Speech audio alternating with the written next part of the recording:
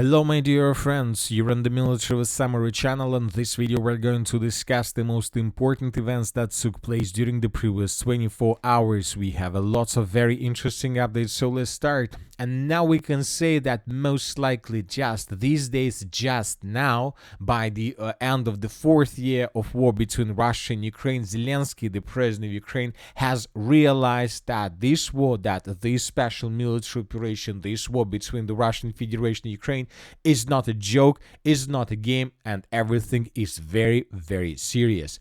These days, he made very important statement. He said that as long as Putin has not occupied Ukraine, we are winning. As you can see, he has changed his mind, because at the beginning of the special military operation, he was saying that as long as we were fighting for the borders of 1991, we were winning. Later, he changed his mind again, saying that as long as we were able to hold the line of combat contact, we were winning. Now he is saying that as long as Putin has not occupied the entire Ukraine, not just Donbass, not just the eastern part, the entire Ukraine, the entire biggest country in the Europe.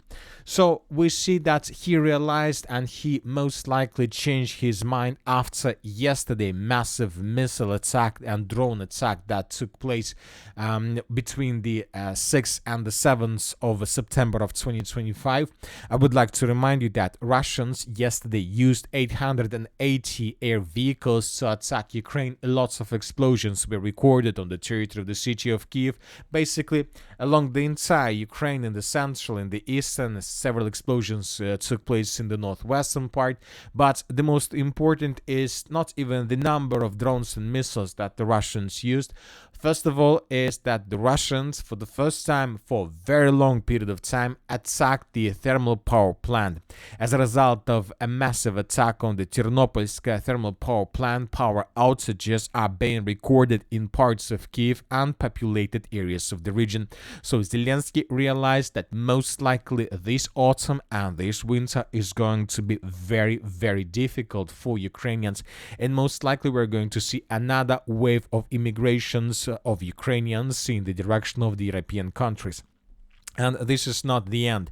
Furthermore, if you remember, yesterday the Russians, for the first time since the beginning of the special military operation, attacked the Kremenchuk bridge that connected the western and the eastern part of the Dnieper River. So this is exactly the moment when the Russians attacked this bridge. The sources are saying later that around 11 drones the Russians used to attack the bridge, and the bridge was damaged. The bridge wasn't destroyed, the bridge was damaged, but this is also a very important signal to Zelensky. And you know that maybe not the attack itself is important. I believe that this video that was published today is even more important. And here we can see the consequences of Russian attack. Hundreds, maybe thousands of vehicles along the bridge, not the bridge that was attacked by the Russians yesterday, but another bridge that located a bit further to the west. Hundreds or thousands of vehicles are trying to cross the river from one side to another, and this is a total collapse of Ukrainian logistics. So now imagine yourself what is going to happen if Russians attack every single bridge. And telling the truth, if Zelensky doesn't accept the Russia's demands, then most likely the Russians will do this. And Ukrainians, we are not talking about population. The most important, of course, is Ukrainian contingent along the line of combat contact, which most likely will start suffering huge problems with arms, with supplying, with support, and so on. Zelensky realized that everything is serious. Now let's go to the line of combat contact and let's discuss the situation on the ground. During the previous 24-48 hours, lots of very interesting details and updates happened. So let's discuss them. And first, let's talk about the Zaporizhzhia direction. During the previous 24 hours, additional changes on the ground were recorded. The Russian offensive in the eastern Zaporizhzhia direction is gaining momentum. The Russians are advancing, and every single single day we color the territory in Russian favor. So this is the situation by the end of the 3rd of September of 2025, and approximately this is exactly the moment when the Russians launched another wave of offensive, and as a result of this wave of offensive, most likely the Ukrainian defense in the area of the settlement of Velika Mikhailovka collapsed completely. So now let's take a look at how exactly the map has been changed. This is the situation by the end of the 4th of September. The Russians secured the village of Novoselka, and we have a video with lots of Russian flags being raised all over the entire settlement. Then we can see the 5th of September, the Russians improved their positions around the settlement of Kamyshevacha. By the end of the 6th of September, first reports we got about Russians entered the settlement of Хороше. By the end of the 7th of September, the village of Хороше was secured by the Russians completely, and this was reported by the Minister of Defense of the Russian Federation. Furthermore, the Russians managed to improve their positions along the river of Volcha around the settlements of Alexandragrad, Velika Mikhailovka, and by the morning of the 8th of September, the Russians continued their offensive operation, and currently there are very heavy clashes for the village of Snosnovka. Furthermore, as you can see, the Russians improved their positions along this dense network of the fortifications and managed to outflank the settlement of Ternova. Now we see that the Russians managed to cut the village of Ternova and Koldron from the south and from the north. Most likely this village is going to fall in Russia's hands also in coming days. So we see that Ukrainians are not able to stabilize the situation. The Russians continue their offensive, and the Zaporizhzhia offensive operation is gaining momentum, and the Russians are getting closer and closer to the road R85 between the cities of Gulyai-Polye and Pokrovsk. If Russians are able to cut this road, if Russians are able to establish drone control over the territory, and the Russians are very close to this, then the entire Zaporizhzhia direction will collapse most likely automatically. Now let's move further and let's discuss the situation in the Pokrovsk direction. So as for this direction, this is the only area where Ukrainians, according just to Ukrainian resources, probably have the initiative in their hands. First, let's discuss the changes on the ground. Yesterday, pro-Ukrainian resources and neutral mappers reported that indeed Ukrainians, as a result of number of counterattacks, managed to restore control over the settlement of Vladimirovka, and Ukrainians continue advancing further in the southwestern direction.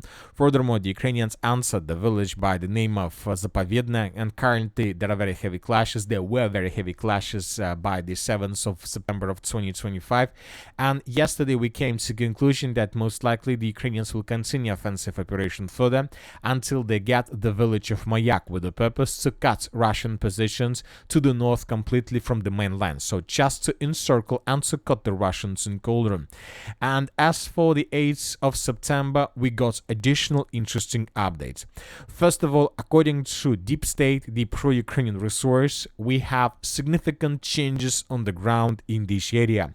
According to Deep State, lots of territories were taken by the Ukrainians, not taken, but lots of territories were marked as a contested area or the gray zone. Furthermore, the commander-in-chief of the armed forces of Ukraine, Sieversk, stated that the Russians, during their breakthrough, managed to take under control 5 square kilometers, and Ukrainians, as a result of counter-offensive operation, managed to recapture already 25 or 30 square kilometers of territories. But once again, without proofs, without geolocations, without videos, without confirmations from pro-Russian resources. So if you ask my opinion, as for me, the situation looks like Sieversk is trying to stabilize, at least for now, just the media situation. He doesn't care about the situation on the ground, because for him, for his career, for his position as the commander-in-chief of the armed forces of Ukraine, it's very important, first of all, to stabilize the media, and then he will try probably to stabilize the situation on the ground. But if you ask my opinion, I don't see the stabilization, and if there is a stabilization, obviously Ukrainians are paying for this significant price. This video, for example, we got from the settlement, from the road between the settlement of Grishna and Pokrovsk along the Olympiyska Street. As you can see, the Ukrainians managed to create some nets, defense nets, with the purpose to protect themselves from Russian FPV drones, but at the same time we can see huge number of vehicles that were damaged and destroyed by Russia. So which means that this is the price the Ukrainians are paying to stabilize the situation in the area of the breakthrough. Ukrainians are they have to risk. The Ukrainians have to risk. They need to use a lot of units, forces with the purpose to stabilize the situation and to force the Russians to fall back, because the Pokrovsk direction is not the only direction that was set by the Russians on fire. This critical situation is recorded in the area of Konstantinovka, Kupiansk, Sieversk, so that is why the Ukrainians have to risk. They bring additional forces and units and artillery systems very close to the line of combat contact. The Russians see the situation and they destroy everything they can see. Now let's move further and let's discuss probably about the most important direction these days. We are talking about the Sieversk direction, because during the previous 24-48 hours, significant changes were recorded in Russian favor. So let's discuss everything in details, and first let's talk about the southern part of the city of Sieversk, where the Russians continue their breakthrough. The Russians launched their offensive operation in this area several days ago, also on the 3rd of September of 2025. As you can see, the Russians launched their major offensive operation in the Zaporizhzhia direction, in the Sieversk direction, in many other directions around 2nd, 1st, 3rd of September of 2025. By the end of the 3rd of September, the armed forces of the Russian Federation established complete control by the village of Perezhny, and the Russians continue offensive operation further. By the end of the 6th of September, the Russians secured the area completely, and by the beginning of the 8th of September, the Russians improved their positions, took under control the trenches and fortifications, and were preparing themselves before moving further in the direction of the settlement by the name of Zvanovka, the most important village to the south of the city of Sieversk. This village is important because if Ukrainians lose control over the settlement, the city of Sieversk would fall in Russian hands probably within the next several weeks after this happens. Furthermore, when talking about the northern flank of the city of Sieversk, the Russians improved their positions significantly in the area of Serebryanka forest. Lots of territories were taken, and now, according to different resources, according to neutral mappers, according to pro-Russian resources, and according to pro-Ukrainian resources, the forest of Serebryanka was almost completely taken by the Russians. So this is the map that was provided this morning by pro-Ukrainian resources, and as you can see, according to this map, most of the territory of the Serebryanka forest is colored under complete Russian control, or as a part of a gray zone. Ukrainians control almost nothing. The Russians, as you can see, according to the salient, managed to get the river itself from the north. So somewhere here, the Russians are very close to cross the river of Sieversk Donetsk and to begin offensive operation on the Ukrainian side of the river in the area of the villages of Dronovka and Serebryanka. So let's compare the map. So this is the situation by the end of the 6th of September, by the end of the 7th of September, and by the beginning of the 8th of September of 2025. Furthermore, and the most important thing is the facilities to the north of the city of Sieversk itself. We're talking about these facilities. According to pro-Ukrainian mappers of Deep State, this territory was colored by Deep State as a gray zone or contested area. So this territory is no longer under complete Ukrainian control, according to pro-Ukrainian resources. The pro-Ukrainian resources show that something like this is already under complete Russian control, or at least in the gray zone, because they don't have enough of information, enough of updates regarding the situation in this area. And you know that the most important thing is that, once again, we will return back to this, the report of the chief of the general staff of the armed forces of the Russian Federation that was published by the 30th of August of 2025. If you remember this map, I would like to point attention to the city of Sieversk. So this is the city. And the most important thing of this map is that by the 30th of August, when this map was revealed by the chief of the general staff of the Russian Federation, this facility that we have been discussing just now was already taken by the Russians. So this is the pocket I'm talking about. So we see that Deep State today, by the beginning of the 8th of September of 2025, confirmed that indeed the Russians, as a result of offensive operation, probably some sabotage and reconnaissance groups, managed to answer these facilities. Currently there are very heavy clashes for this area, but telling the truth, it doesn't matter whether there are very heavy clashes or not. Obviously, if Russians are able to take these facilities under complete control, this is going to be another paragraph, another chapter of the book by the name of Complete Collapse of the City of Sieversk. So let's wait for additional updates. As for the Lyman direction, during the previous 24 hours, the most important updates were coming from the settlement of Zaporizhzhia. The Russians, as a result of offensive operation, managed to improve their positions significantly. In this video, we can see lots of episodes of how Russians were fighting with Ukrainians, and in the final part of this video, we can see several episodes how Russians were raising their flags in different parts of the settlement. So during this video, at least 3 episodes were recorded, and 3 flags were raised in the southwestern part of the village, which is very, very important. The importance of these positions is very simple.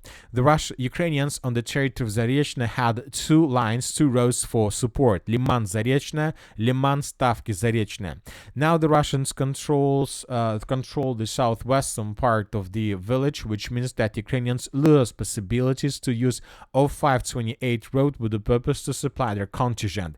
And during the previous days, the Russians, as a result of offensive operation, managed to cut another road between the villages of Stavki and Zaporizhzhia itself as well. So basically 2 roads were captured by the Russians, were cut physically. Now Ukrainians on the territory of Zaporizhzhia suffer huge logistic problems, and most likely they will not be able to stand out Russian pressure, and they will be forced to fall back through these fields in the direction of Lyman, and obviously this is going to happen very, very soon. At the same time, the Russians continue their offensive operation in the direction of the village of Derilova, and the Russians continue their assault operation on the settlement of Shandrigolova. Soon the Russians most likely will maintain this line, and the battle of the city of Lyman will begin. As for the city of Kupiansk, we don't receive a lot of updates from this area for some reason. Both the Russians and the Ukrainians try to keep the situation secret, but one thing we know for sure, that the situation for the armed forces of Ukraine on the territory of the city of Kupiansk is terrible. Ukrainians are saying, Ukrainians are confirming that indeed Russians by the morning of the 8th of September control around 50% and they continue advancing. It seems that many cities and towns in coming days can be taken by the Russians. As for the northern directions, also very important announcement.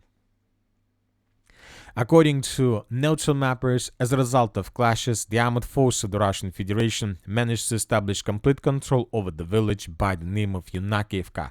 As you can see, we had changes as well. By the end of the 6th of September, according to pro-Ukraine resources, the village was almost completely secured, and by the beginning of the 8th of September, the Russians finished the battle for this territory.